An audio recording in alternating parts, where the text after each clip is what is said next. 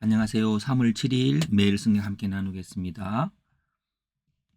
한 문장입니다. 베드로가 주와 모세와 엘리야를 위해 초막을 짓겠다고 할 때에 구름 속에서 이는 나의 아들 택함을 받은 자니 너희는 그의 말을 들으라는 소리가 났습니다.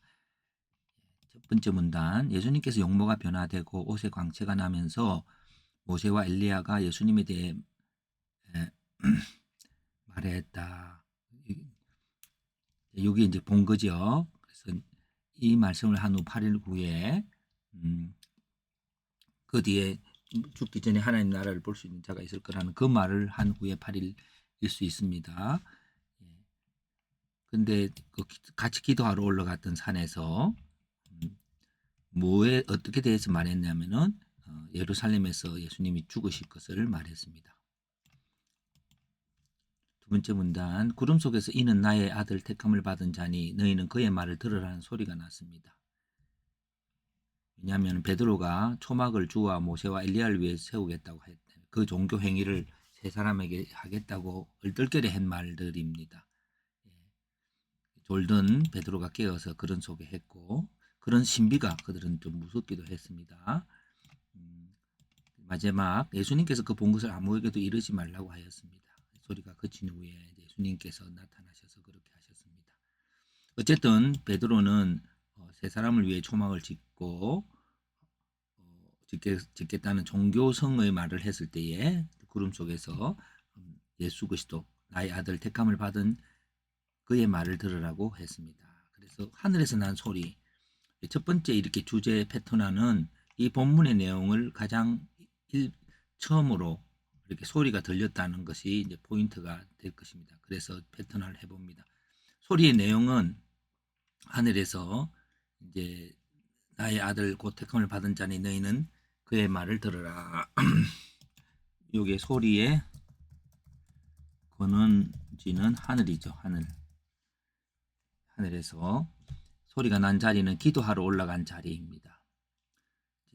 소리가 난 때는 예수님이 옷에 광채가 나고 용모가 변화되고 그리고 모세와 엘리야가 영광 중에 예수님께서 예루살렘에 죽으실 것을 말하고 있을 때 베드로와 제자들이 졸고 있다가 그 광경을 보고는 베드로가 초막셋을 짓겠다고 곧 종교 행위를 하겠다고 하는 것입니다.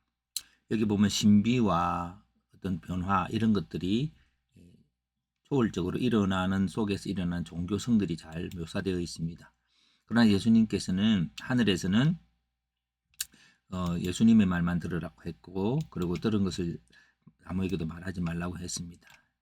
자, 그런 것을 가지고 이제 해석을 해봅니다. 해석은 오늘 이 본문의 내용을 나의 말로 쭉 적어보는 것입니다. 그래서 그렇게 우리가 다 아는 내용이니까 질문과 적용으로 넘어갑니다. 예수님께서는 죽음 이후의 부활을 통해서 영광 받으십니다.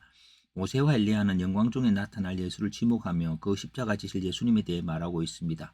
기도할 제목은 십자가를 질 수 있기를 기도해야 할 것입니다. 영광으로 가는 길이며 변화로 가는 길을 보이신 분은 오직 하나님의 택하신 아들 예수님 뿐이십니다. 예수님의 말씀을 들으며 십자가의 길로 가야 영광에 이르게 될 것입니다. 그렇습니다. 또 영광에 이른다고 하는 건 다르게 하면 하나님 나라를 누릴 것입니다. 그렇게 해도 될 것 같습니다. 왜냐하면 그 앞부분에 좀 이 광경의 목적이 하나님 나라가 어떤 것 존재인가 하는 것들을 예수님께서 보여주시기 위함이라고 저는 여겨집니다. 그런데 하나님 나라는 우리가 십자가를 지고 부활을 통해서 함께 더불어 살아가는 그런 하나님 안에서 산들이 교회이고 그 교회의 바로 하나님 나라인 것이죠. 그래서 이렇게 하다 보면은 오늘 이 모든 것들이 베드로는 예수 그리스도에 대해 잘 이해를 못하고 있는 것 같습니다. 예수 그리스도의 기독교 유일성. 왜냐하면 베드로는 종교적으로 초막을 짓고 또 그리고 어떤 성인 탁월한 종으로서의 성인을 기념하고 그 종을 통해서 하나님의 역사를 기대하고 그렇게 하면서 어떤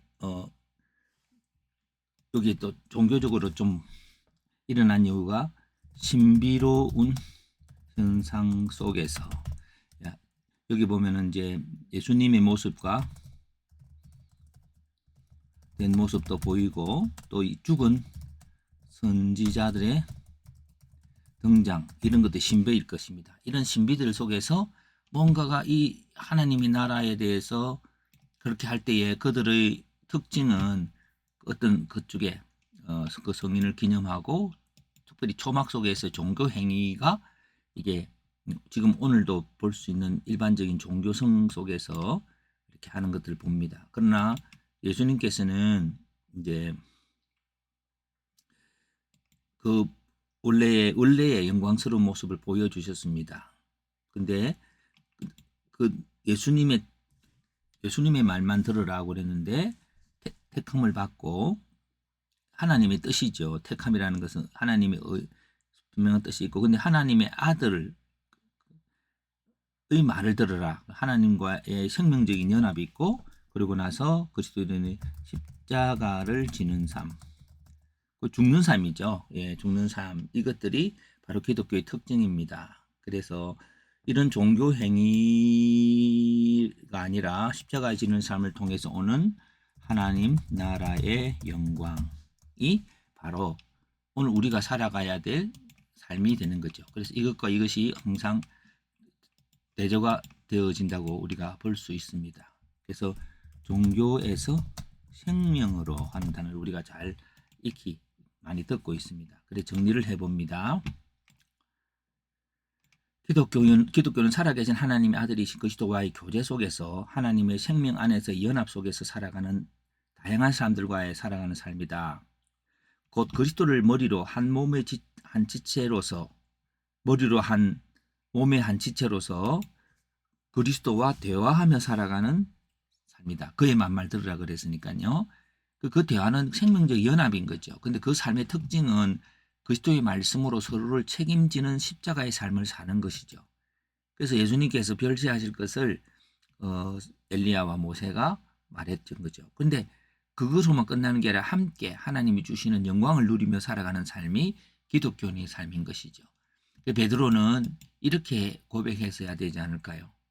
예수님이 죽고 우리를 함께 부활하여서 우리가 영원히 예수님과의 대화를 하면서 결국 오늘 이 땅에 있어서는 세상의 죄인들과 그들을 사랑하신 하나님의 뜻을 따라 그들의 여러 가지의 필요를 함께 그리스도 안에 짊어지고 살아가는 삶 속에서 오는 영광들로 이제 나아가겠습니다 하는 것이 베드로가 사실은 고백해야 될 내용인데 체막 셋을 짓고 신비하니까 그 훌륭한 사람들을 경배하며 살겠습니다 하는 우상으로 나아가게 되는 모습을 봅니다. 그래서 결국은 하나님의 말씀 속에서 그리스도를 묵상하고 또 오늘 이 세상에 있는 많은 사람들과 교제하며 살아가는 그 삶 자체가 기독교이라고 볼 수 있습니다.